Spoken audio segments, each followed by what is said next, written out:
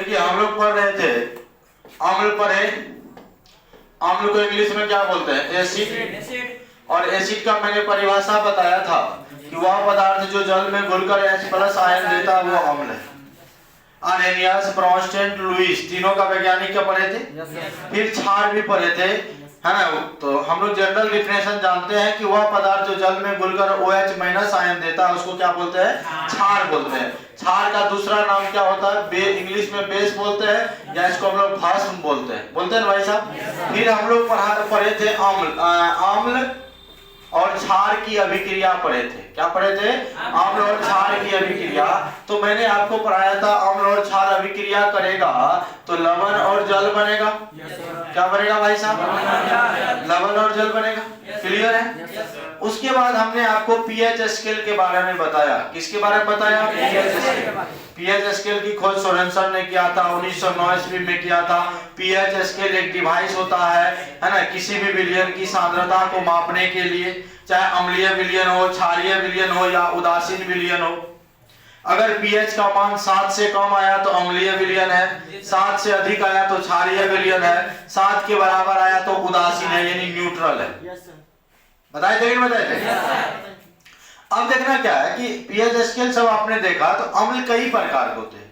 एक होता हाइड्रा अम्ल, एक होता ऑक्सी अम्ल, एक होता खनिज अम्ल। समझ रहे बात? तो ये सभी अम्ल का देखेंगे। उसके बाद अम्ल के लिए हम लोग अभी उस अम्ल का तुल्यांकी द्रव्यमान यानी इक्विवेलेंट वेट ऑफ एसिड निकालेंगे, इक्विवेलेंट वेट ऑफ बेस निकालेंगे। यानी आज की क्लास जो है ना पूरा न्यूमेरिकल बेस्ड है। आपको तुल्यांकी द्रव्यमान या तुल्यांकी भार निकालने के लिए, इक्विवेलेंट वेट निकालने के लिए पहले आपको एसिड वगैरह सबको समझना होगा। तो चलिए हम आगे बढ़ते हैं। अगला आपको क्या है? अम्ल के प्रकार। क्या पढ़ेंगे भैया हम लोग? अम्ल के प्रकार। ठीक है, यानी इंग्लिश मीडियम वाले के लिए क्या बोलेंगे? Types of acid. यानी एसिड का क्या हो गया? ये प्रकार है ना। क्लासिफिकेशन ऑफ एसिड बोलेंगे, यानी एसिड का वर्गीकरण बोलेंगे। क्या बोलेंगे भैया? एसिड का वर्गीकरण यानी क्लासिफिकेशन ऑफ एसिड। क्लियर है? अब करना क्या है देखो, पहला हम लोग पढ़ेंगे हाइड्रा अम्ल। कौन अम्ल पढ़ेंगे? हाइड्रा अम्ल। कौन अम्ल? Hydra acid. दूसरा हम लोग पढ़ेंगे ऑक्सी अम्ल। कौन पढ़ेंगे भाई साहब? ऑक्सी अम्ल यानी ऑक्सी एसिड। तीसरा हम लोग पढ़ेंगे खनिज अम्ल। कौन अम्ल? खनिज अम्ल यानी मिनरल एसिड, यानी इसको बोलेंगे हाइड्रा एसिड। कौन एसिड? Hydra acid. इसको हम लोग बोलेंगे ऑक्सी एसिड। कौन ऑक्सीड? Oxy acid. इसको बोलेंगे मिनरल एसिड। कौन एसिड? मिनरल एसिड, जो खान से प्राप्त होता है। आगे एक एक करके डील करेंगे। उसके बाद हम लोग पढ़ेंगे दुर्बल अम्ल। दुर्बल यानी वीक एसिड। कौन एसिड भैया? Weak acid. उसके बाद हम लोग पढ़ेंगे प्रबल अम्ल। कौन अम्ल? प्रबल अम्ल यानी स्ट्रॉन्ग। खाने वाला परवल की बात नहीं कर रहा हूं। प्रबल मतलब होता मजबूत, स्ट्रॉन्ग। तो स्ट्रॉन्ग एसिड की बात कर रहा हूं। कौन एसिड की बात कर रहा हूं? स्ट्रॉन्ग एसिड की। तो अब एक एक करके हाइड्रा अम्ल क्या होता है, ऑक्सी अम्ल क्या होता है, लिखना नहीं है, समझना है, उसके बाद लिखिएगा। खनिज अम्ल क्या होते हैं, दुर्बल अम्ल क्या होते हैं, प्रबल अम्ल क्या होते हैं, इनको हम लोग एक एक करके डील करें। देखो हाइड्रा अम्ल उसको बोलते हैं जिसमें केवल हाइड्रोजन रहता है। हाइड्रा अम्ल में केवल क्या रहता है भैया? हाइड्रोजन। कोई पूछेगा हाइड्रा अम्ल में केवल क्या रहता है? हाइड्रोजन। ठीक। ऑक्सी अम्ल में हाइड्रोजन और ऑक्सीजन दोनों रहता है, यानी इसमें केवल हाइड्रोजन रहेगा तो ये हाइड्रा अम्ल होगा। इसमें ये दोनों रहता है। कौन कौन? हाइड्रोजन और ऑक्सीजन दोनों प्रेजेंट रहता है। हाइड्रोजन और ऑक्सीजन दोनों प्रेजेंट होता है, यानी in this acid hydrogen and oxygen are present. यानी those acid which contains hydrogen and oxygen is called oxy acid, और those acid which contain only hydrogen, जो केवल हाइड्रोजन रखता है, उसको हाइड्रा एसिड बोलेंगे। उसके बाद मिनरल एसिड बोलते हैं जो माइन से प्राप्त होता है। माइन का मतलब होता है खान। आप लोग समझते हैं खान है? खान तो खान होता है माइन मतलब कि खदान। जैसे अगर कोई किसी को पता चल गया, किसी को बोलना नहीं है केमिस्ट्री पॉइंट के नीचे एक खान है ना, सोने का खान है। पता चला कि तुरंत सील कर दिया, है ना, कोचिंग में उठा के ले जाइए यहाँ से। इसके नीचे में खोदा, पता चला कि 100 ग्राम सोना निकला। क्या ये खान होगा? नहीं होगा। यानी ऐसा एसिड जो खान से प्राप्त होता है उसको खनिज अम्ल कहा जाता है। कौन अम्ल कहा जाता है भाई? खनिज अम्ल। और खनिज अम्ल जो होता है वो होता है HCl hydrochloric acid, HNO3 nitric acid और H2SO4 ये सल्फ्यूरिक एसिड होता है। ये सब आपके खनिज अम्ल। और दुर्बल अम्ल उसको कहते हैं, एक एक करके समझ लो, उसके बाद हम इसको एक एक करके डिफिनेशन के साथ अभी बताएंगे। और वीक एसिड यानी दुर्बल अम्ल उसको कहते हैं जो पूर्णतः आयनित नहीं होता। आयनित मतलब टूटना, जो पूर्णतः वियोजित नहीं होता, जो आंशिक रूप से वियोजित होता है, जो आधा आधी टूटता है। समझ में आ रहा है ना? आधा आधी टूटेगा यानी जो आंशिक रूप से टूटेगा। कौन रूप से भैया?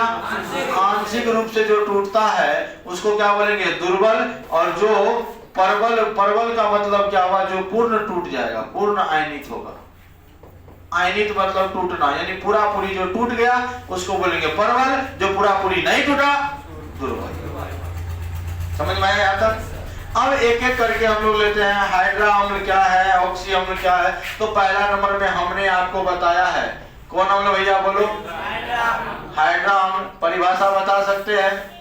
जिसमें केवल हाइड्रोजन। हाँ बिल्कुल सही जवाब। इसके लिए आपको बताएंगे इनाम। इनाम में आपका है कि ध्रुव अलंकार। क्या? यदि हम लोग इसका परिभाषा देंगे, वैसा अम्ल जिसमें केवल क्या हो? हाइड्रोजन हो, जिसमें केवल हाइड्रोजन उपस्थित हो। क्लियर है? शॉर्ट में डिफिनेशन। एग्जाम्पल अगर कोई कहेगा लिखिए, एग्जाम्पल तो आराम से आप बोल सकते हैं। सर HF देखिए तो केवल हाइड्रोजन है, ऑक्सीजन नहीं है। HCl देखिए तो सर हाइड्रोजन है, ऑक्सीजन नहीं है। क्या भैया समझ में आ रहा है ना? सबको समझ में आ रहा है? अब आगे देखिए HCl ETC, ये सब ETC मतलब हो गया इत्यादि। दूसरा हम लोग पढ़ते हैं ऑक्सी अम्ल को। कौन अम्ल? ऑक्सी अम्ल यानी ऑक्सी एसिड। बताओ क्या बताया था डिफिनेशन? यानी वैसा अम्ल जिसमें क्या क्या हो? हाइड्रोजन भी हो, ऑक्सीजन भी हो। हाइड्रोजन भी हो। शॉर्ट में लिख दे, शॉर्ट में इसको लिख दे। क्या लिखेंगे बोलिए? जिसमें केवल हाइड्रोजन और ऑक्सीजन। यानी वैसा अम्ल जिसमें हाइड्रोजन और ऑक्सीजन क्या हो? दोनों हो। क्या हो भैया? दोनों हो। हाइड्रोजन और ऑक्सीजन दोनों हो। उदाहरण लिखे हैं H2SO4। देखिए इसमें क्या है? हाइड्रोजन भी है और ऑक्सीजन भी है ना भैया? HNO3 मतलब इसमें हाइड्रोजन भी है और क्या है? ऑक्सीजन भी है कि नहीं है? H3PO3 फास्फोरिक अम्ल होता है, हाइड्रोजन भी है और ऑक्सीजन भी है कि नहीं है? तो इन सभी एसिड को कौन अम्ल बोलेंगे? ऑक्सी अम्ल बोलेंगे। कौन अम्ल बोलेंगे भाई साहब? ऑक्सी अम्ल। किसी को कोई दिक्कत है? पक्का? आगे बढ़े। अब यहाँ से तो अम्ल के लिए एक टर्म लगता है जिसको हम लोग बोलते हैं क्षारकता। क्या बोलते हैं भाई साहब? क्षारकता को इंग्लिश में बोलते हैं बेसिसिटी। बेसिसिटी। क्षारकता को क्या बोलते हैं? बेसिसिटी। बेसिसिटी होता है कुल H+ आयनों की संख्या को, कुल H+ आयनों की संख्या को, है ना, क्षारकता कहते हैं। कुल H+ आयनों की संख्या को क्षारकता कहते हैं। यानी H+ जितना होगा उसकी संख्या को ही हम लोग क्या बोलते हैं? क्षारकता बोलते हैं। कैसे? HCl को हम लोग तोड़े, HCl टूटा H+ में और Cl- में। ये H+ का वो हाइड्रोजन आयन दिया, एक। कितना दिया? एक। तो बताओ इसकी क्षारकता कितना हो गया? क्षारकता कितना हो गया? एक। नहीं हो गया। अगर हम H2SO4 को तोड़ते हैं तो ये H2SO4 दो हाइड्रोजन है ना, ये दो हाइड्रोजन दिया तो प्लस दिया SO4 -2 तो तो ये H प्लस कितना दिया 2, तो क्षारकता कितना हो जाएगा, क्षारकता कितना हो जाएगा, क्लियर है, समझ में आया। यानी जितना H प्लस उतना क्षारकता, जितना H प्लस, यानी जो टूट कर जितना H प्लस आयन देगा उतना क्षारकता होगा। किसी भी अम्ल के लिए आप निकाल सकते हैं ना।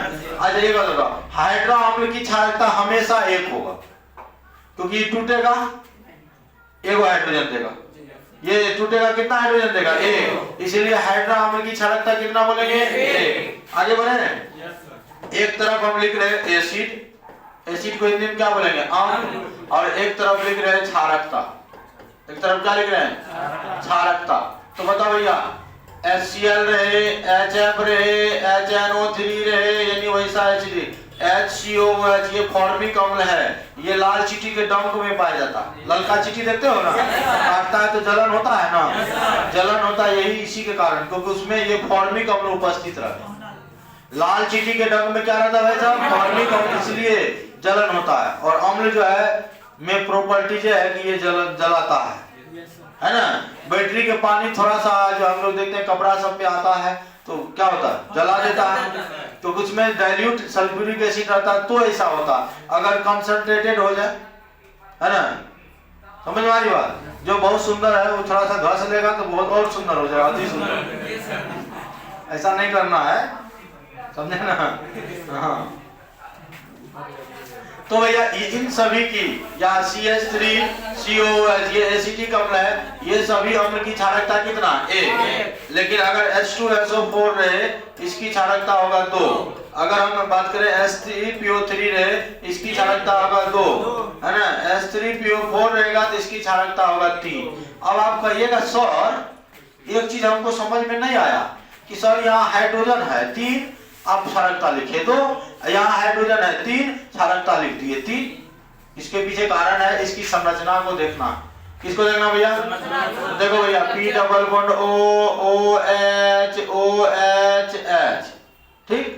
अब देखो हाइड्रोजन कितना, एक हाइड्रोजन यहाँ, बोलिए, एक हाइड्रोजन यहाँ, एक हाइड्रोजन यहाँ।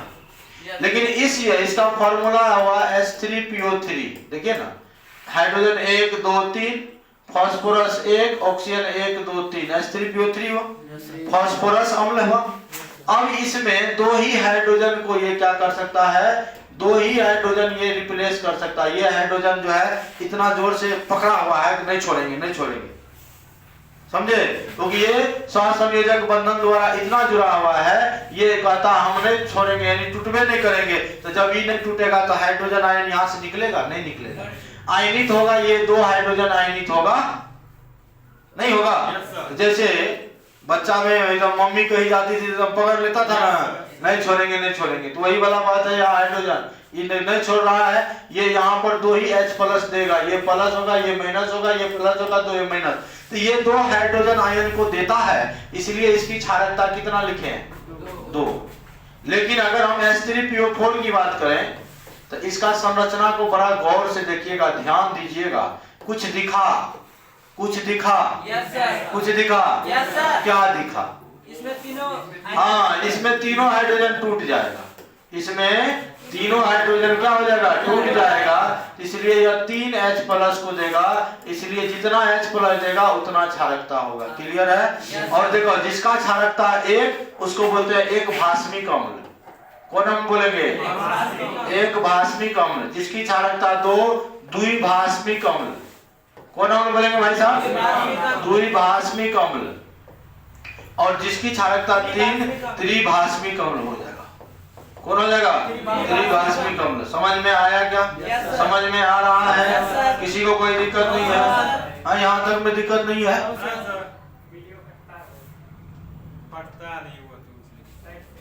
अच्छा कोनो बात नहीं, समझ में आ रहा है ना। क्वालिटी उतना मेंटेन नहीं करता है, समझ में आना चाहिए। वीडियो की क्वालिटी का हो, कुछ भी हो, समझ में आपको आना चाहिए। हाई क्वालिटी पे करके देखेगा जिसके पास वीडियो जाएगा, क्या धीरे धीरे, ये तो अब ये स्टार्टिंग हुआ है, ऑनलाइन क्लास की शुरुआत कर रहे हैं, आगे आगे देखा क्या होता है। कैमरा लगेगा, पूरा HD LCD लगेगा, बड़का सा एग्जाम यहाँ पे कमेंट पढ़ेंगे, ये एप्लीकेशन पे जाएगा, प्ले स्टोर पे केमिस्ट्री पॉइंट पूर्णिया का एप्लीकेशन भी है, समझे ना। तो होता है साधन, धीरे धीरे देखिए इंक्रीजमेंट हो रहा है कि नहीं, हर साल इंक्रीजमेंट होगा केमिस्ट्री पॉइंट पूर्णिया में 20% का। सिलेबस में हो इजाफा, चाहे टेक्निकल में हो, चाहे कुछ भी पढ़ाने का टेक्निक हो, चाहे बच्चों को सम्मानित करने का टेक्निक हो, चाहे बच्चे के सिलेबस से टेक्निक हो, चाहे नंबर लाने को 20% इजाफा होगा हर साल। ये बात 100% हम सोचे हैं, क्योंकि जब तक कोई चीज में अपडेट नहीं दोगे तब तक गड़बड़ है ना।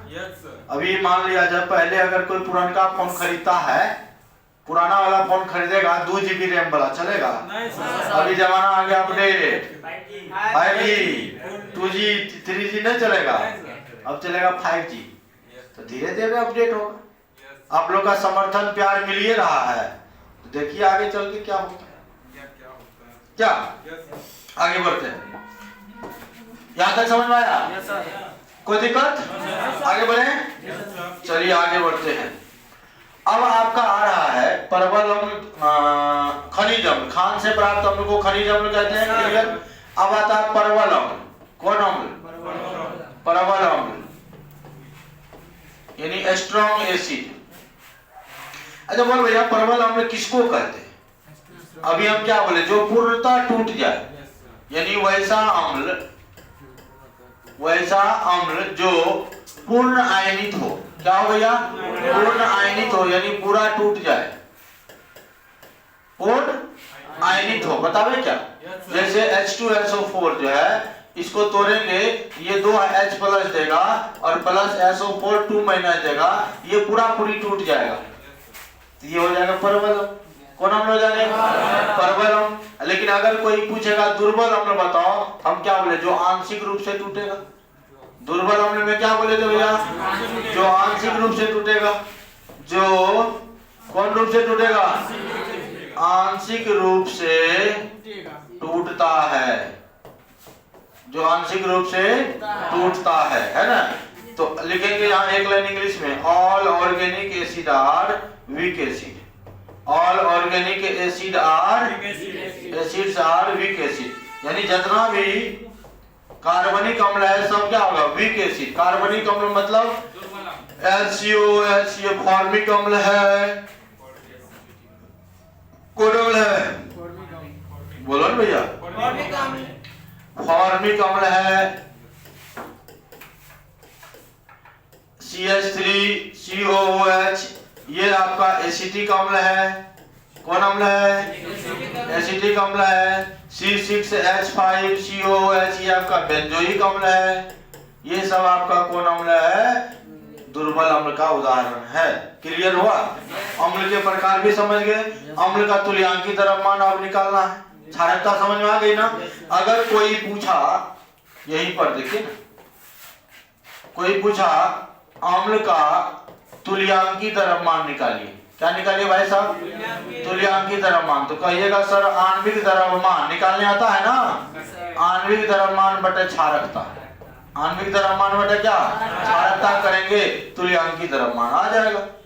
आणविक द्रव्यमान निकालने के लिए हमने आपको बोला था हाइड्रोजन के द्रव्यमान 1 ग्राम, लिथियम का 7, कार्बन का 12, नाइट्रोजन का 14, ऑक्सीजन का 16, सोडियम का 23, मैग्नीशियम का 24। बताए थे ना।